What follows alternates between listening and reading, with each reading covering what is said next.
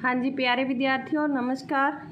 हिंदी कविता शिक्षण के तहत कक्षा 9वीं दूसरी कविता सूरदास के पद की सप्रसंग व्याख्या हमने प्रथम इसके भाग में कर ली थी, समझा दिया गया था आपको अच्छे से।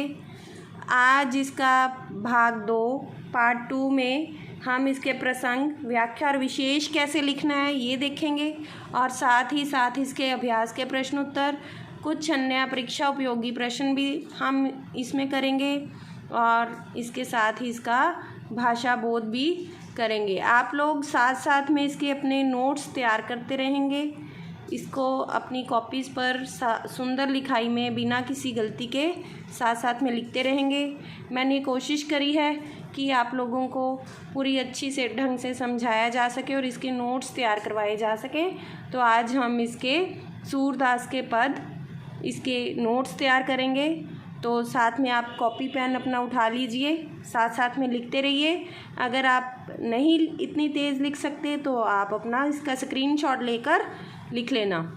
तो चलो बच्चों, पहले आप इसकी प्रथम भाग को अच्छे से सुनेंगे। सूरदास के पद की जो भी मैंने व्याख्या आपको समझाई है उसको आप समझेंगे, वर्ड टू वर्ड हमने एक्सप्लेनेशन इसकी की है, उसको अच्छे से अंडरस्टैंड करने के बाद ही आप ये दूसरा भाग देखेंगे। पहले आप प्रथम भाग को अच्छे से दोबारा से सुने, फिर ये भाग लिखना शुरू करें।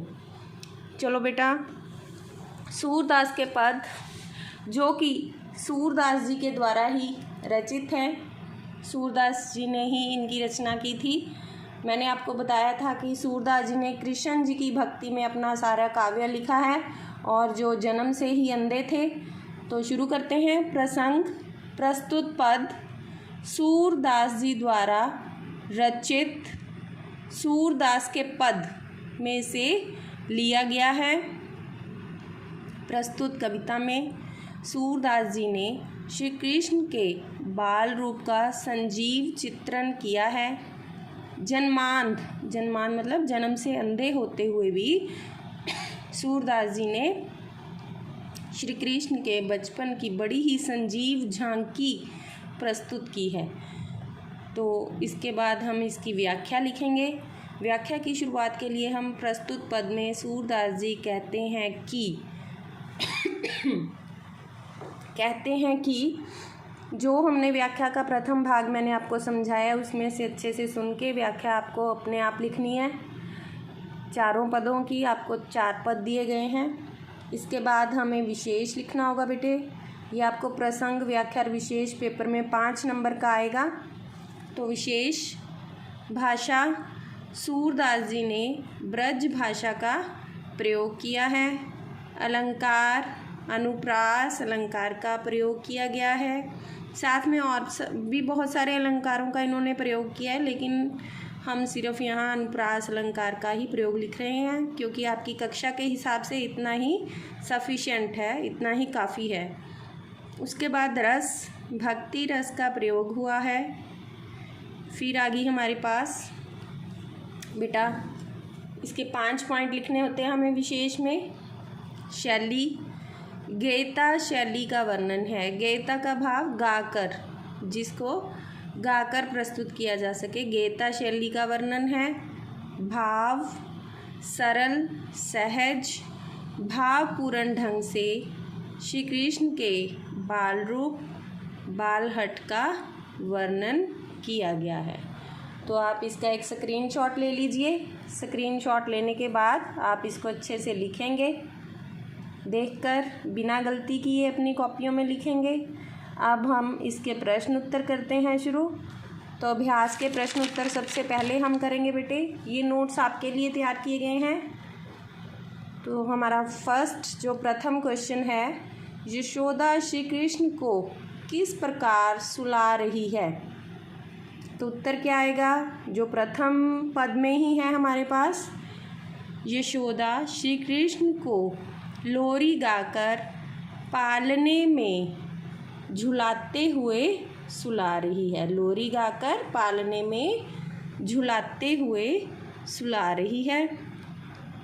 द्वितीय क्वेश्चन हमारे पास आ गया, यशोदा श्री कृष्ण को दूर क्यों नहीं खेलने जाने देती है? क्योंकि यशोदा मैया को डर है कि कहीं श्री कृष्ण को किसी की गाय ना मार दे, इसलिए यशोदा मैया श्री कृष्ण को दूर खेलने के लिए नहीं जाने देती। तीसरा प्रश्न है हमारे पास, यशोदा श्री कृष्ण को दूध पीने के लिए क्या प्रलोभन देती है। प्रलोभन का भाव होता है बेटे क्या लालच देती है, क्या कहकर उसे दूध पिलाती है। तो यहाँ इसका उत्तर आएगा, यशोदा श्री कृष्ण से कहती है कि यदि श्री कृष्ण दूध पी लेंगे तो उसकी चोटी भी बलराम की तरह लंबी और मोटी हो जाएगी। कृष्ण जी को ये था ना कि उनकी चोटी भी बलराम भैया की चोटी के जैसे लंबी और मोटी हो जाए। तो यशोदा मैया उससे कहती है कि अगर तुम दूध पियोगे तो तुम्हारी चोटी भी बलराम जी की चोटी के समान लंबी और मोटी हो जाएगी। चौथा प्रश्न आ गया बेटे हमारे पास, श्री कृष्ण यशोदा से क्या खाने की मांग करते हैं। जब यशोदा मैया श्री कृष्ण को बार बार दूध पीने के लिए कहती है तो श्री कृष्ण क्या कहते हैं कि मुझे मक्खन और रोटी खाने को दो। श्री कृष्ण यशोदा से माखन रोटी खाने की मांग करते हैं। और हमारे पास पांचवा प्रश्न हमारा आ गया, अंतिम पद में श्री कृष्ण अपनी माँ से क्या हठ कर रहे हैं। अंतिम पद में श्री कृष्ण क्या हठ कर रहे हैं यशोदा मैया से कि माँ मुझे भी वृंदावन में जाना है गाय चराने के लिए, और वहाँ के जो फल फूल है वो मैं अपने हाथों से तोड़ तोड़ कर वहाँ के फल खाऊंगा और शाम को घर वापस आऊँगा। हमने व्याख्या में किया था ना, तो आप इसका उत्तर लिख लीजिए। उत्तर इसका क्या आएगा, अंतिम पद में श्री कृष्ण अपनी माँ यशोदा से वृंदावन में गाय चराने जाने की जिद या फिर हठ करते हैं। बेटे जिद में एक द आधा होता है, तो जिद जब आप लिखेंगे तो नीचे हलंत लगाना नहीं भूलें, जो सेंटर वाला द है उसके नीचे हलंत लगेगा, ठीक है। इसके अतिरिक्त कुछ अन्य महत्वपूर्ण प्रश्न हैं, मेरे ख्याल में आपको अच्छे से दिखाई दे रहा होगा, साथ साथ में लिखते रहिए। अगला जो हमारे पास प्रश्न है जो कि आपके अभ्यास का नहीं है लेकिन पेपरों में आपको आ सकता है, जैसे आजकल आपके ऑनलाइन पेपर चल रहे हैं तो आपको एक शब्द में उत्तर देना होता है, तो उनमें आपको मोस्टली ये आ जाता है। बालक श्री कृष्ण को सोया हुआ जानकर यशोदा माता कैसे बातें करती है। श्री कृष्ण को सोता हुआ जानकर यशोदा मैया कैसे बातें करती है, दूसरों को इशारों से बातें समझाती है, इशारों से। इसमें आपको 4 ऑप्शन दी होंगी बेटे, आपको एक ऑप्शन जो सही होगी उस पर टिक लगाना होगा। तो क्या यशोदा मैया कैसे बातें करती है, इशारों से। जब श्री कृष्ण सोते हुए उठ जाते हैं तो यशोदा मैया क्या करती है। जब यशोदा मैया कृष्ण को लोरी गाकर सुला देती है, बीच बीच में श्री कृष्ण सोते हुए उठ जाते हैं, अकुला जाते हैं, तो यशोदा मैया फिर से क्या करती है, यशोदा मधुर स्वर में गाने लगती है। फिर वो मीठे मीठे स्वर में फिर से लोरी गाने लगती है और कृष्ण जी फिर सो जाते हैं। अगला तीसरा प्रश्न, यशोदा श्री कृष्ण को कहाँ खेलने से रोकती है, कहाँ जाने से उनको रोकती है कि तुम नहीं जाओ, तो वो क्या कहती है, दूर खेलने जाने से। दूर खेलने जाने से रोकती है क्योंकि उसे डर लगता है कि कहीं श्री कृष्ण को किसी की गायें मार ना दे। चौथा प्रश्न है हमारे पास, सूरदास जी किसके भक्त कवि थे। तो किसके भक्त कवि थे, श्री कृष्ण जी के। सूरदास जी श्री कृष्ण जी के भक्त कवि थे। जैसे तुलसीदास जी श्री राम के भक्त थी, मीराबाई श्री कृष्ण की भक्त थी, वैसे ही सूरदास जी भी श्री कृष्ण के भक्त कवि थे। तो हमारा 5वां प्रश्न आ गया इसमें, इस पेज का लास्ट प्रश्न नहीं है ये। यशोदा श्री कृष्ण को किसमें सुला रही है? किसमें सुला रही है? पालने में, झूले में, पालने में सुला रही है। छठा प्रश्न हमारे पास, सोते हुए श्री कृष्ण क्या फड़काते हैं? फड़काते मतलब क्या हिला रहे हैं? अपने अधर, अपने होंठ, उनको हिला रहे हैं, उनको फड़फड़ा रहे हैं, मतलब कुछ बोलने की कोशिश कर रहे हैं। हमारे पास बेटे अगला इसका जो अगला प्रश्न आ गया वो क्या है? 7वां प्रश्न, श्री कृष्ण को गायें चराने जाते समय क्या नहीं लगती वो? जब यशोदा मैया अंतिम पंक्ति में कहते हैं कि तुम वृंदावन नहीं जाओगे क्योंकि वहाँ पर बहुत धूप है, लेकिन कृष्ण जी हट करते हैं कि मुझे वृंदावन गायें चराने के लिए जाना है, तो वो अपनी माता से हट करते हुए कहते हैं कि मुझे ना तो वहाँ पर धूप लगेगी और ना ही भूख लगेगी। लेकिन यशोदा मैया कहती है कि वहाँ पर धूप बहुत तेज़ होगी और तुम्हारा कोमल जो बदन है वो कुम्हला जाएगा। लेकिन श्री कृष्ण क्या कहते हैं कि ना तो मुझे धूप लगेगी और ना ही भूख लगेगी। अगला आ गया हमारे पास, बालक श्री कृष्ण की चोटी बलराम के समान लंबी और मोटी है। ये क्वेश्चन हमें हाँ या नहीं में कई उत्तर आ जाते हैं, इसलिए एक प्रश्न ऐसा भी आपको डाला गया है जिसमें आपको नहीं या हाँ में उत्तर देना होता है। सही या गलत में हमें बताना होता है कि ये सही है या गलत है। तो ये गलत है, श्री कृष्ण जी की चोटी बलराम भैया की चोटी के समान लंबी और मोटी नहीं थी।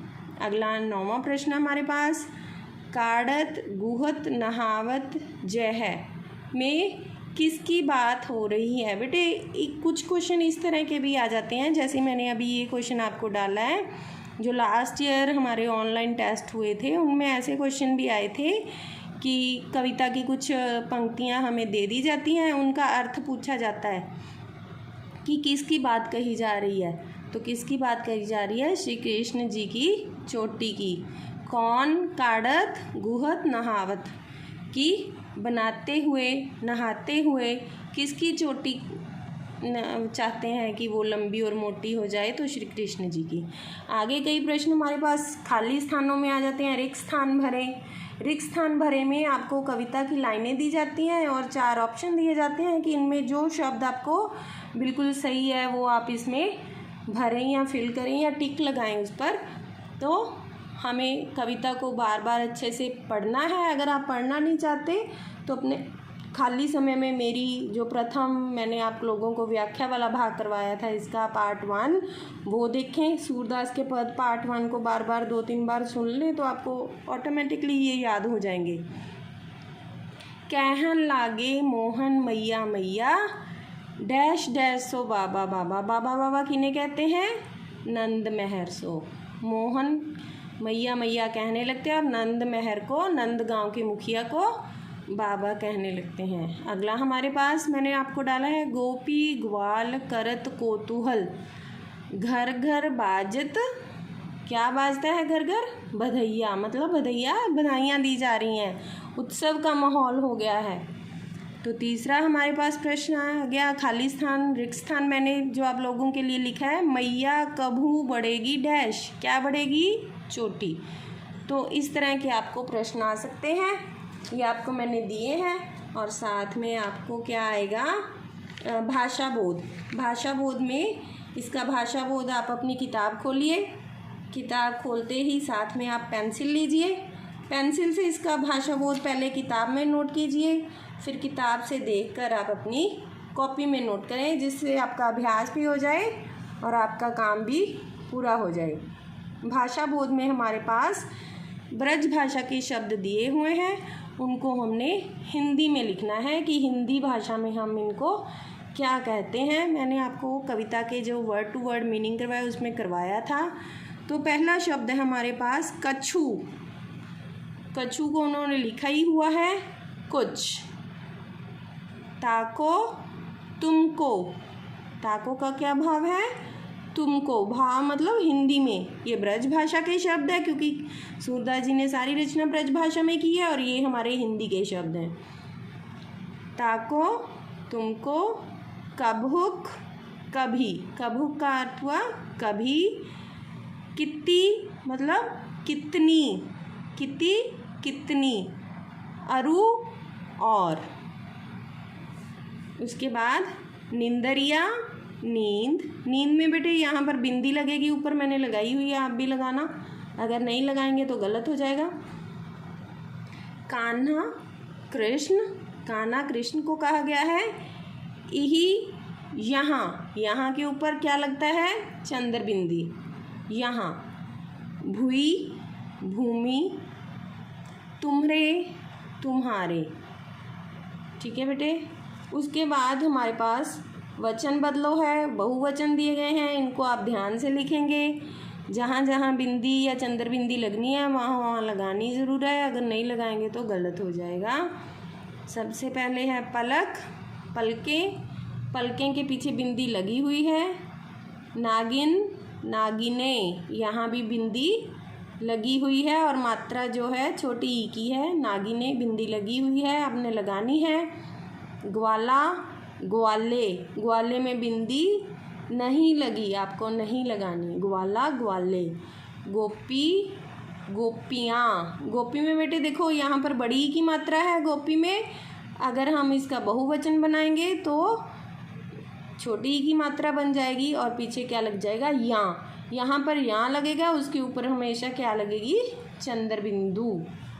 चोटी, चोटियाँ, वही चीज़, यहाँ बड़ी की मात्रा है, फिर यहाँ आकर क्या हो जाएगी, छोटी की मात्रा, और यहाँ के ऊपर चंद्र बिंदु। रोटी, रोटियाँ, वही बड़ी की मात्रा इधर छोटी की हो जाएगी और यहाँ के ऊपर चंद्र बिंदु। मैं आशा करती हूँ कि आपको ये सारी समझ में आ गई होगी। आप साथ साथ में लिखते रहना।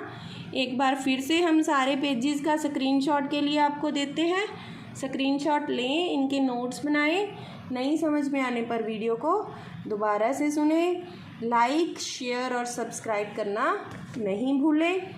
तो पेज 1 से हम शुरू करते हैं। पेज 1 से आप स्क्रीनशॉट लेंगे। सबसे पहले प्रसंग का स्क्रीनशॉट। प्रसंग आपको कैसे लिखना है इसका ले लिया शायद। उसके बाद विशेष का स्क्रीनशॉट।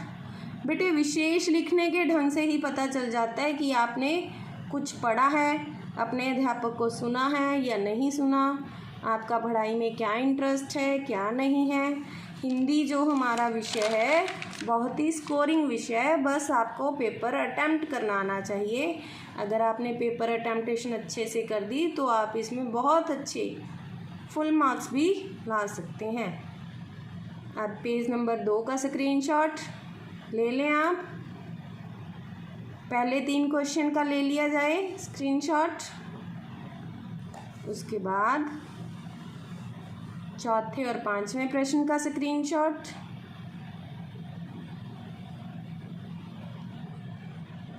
अब पेज नंबर 3, तीसरा पेज, इसका आप स्क्रीनशॉट लें। तीसरे प्रश्न तक इसका स्क्रीनशॉट ले लें आप। या फिर ऐसे ही लिख लें, बार बार वीडियो को रोक रोक कर लिखते रहें, ये आपकी मर्ज़ी है। उसके बाद इसका स्क्रीनशॉट चौथे क्वेश्चन के बाद, चौथा, 5वां, 6ठा क्वेश्चन। ध्यान से देखें, रोक लें, वीडियो को पॉज करके लिख लें। ये आप पे डिपेंड है कि आपने पेपर कैसे पूरा करना है, इसको कैसे लिखना है। क्वेश्चन नंबर 7 से वीडियो को पॉज करें, लिखें अपना क्वेश्चन पूरा करें, स्क्रीनशॉट लेके लिखें, आप पे है, पर लिखना है, गलती नहीं करनी लिखते समय, सुंदर लिखाई में लिखना है। इसके बाद ये रिक्त स्थान। ठीक है बेटा, ओके। वीडियो को ध्यान से सुनना, काम पूरा करना, लाइक शेयर और सब्सक्राइब ज़रूर करना। धन्यवाद।